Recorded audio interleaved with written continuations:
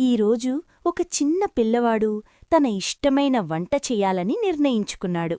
అందుకోసం ముందుగా సరుకులు కొనడానికి షాపుకు వెళ్లాడు. తాజా కూరగాయలుంటేనే వంట బాగా వస్తుంది అని అతనికి తెలుసు. అందుకే ప్రతి కూరగాయను జాగ్రత్తగా చూసుకుంటూ ఎంచుకున్నాడు. ఇంటికొచ్చిన తర్వాత చేతులు శుభ్రంగా కడుక్కొని వంటకు సిద్ధంగా వంటగదిని సర్దుకున్నాడు. నెమ్మదిగా జాగ్రత్తగా కూరగాయలను కట్ చేస్తూ తన వంటను ప్రేమతో సిద్ధం చేయడం మొదలుపెట్టాడు. స్టవ్ మీద వంట మొదలయ్యింది.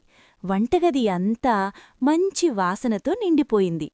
వంట పూర్తయ్యాక అందంగా ప్లేట్లో పెట్టి తన కష్టానికి ఫలితం చూసి సంతోషించాడు.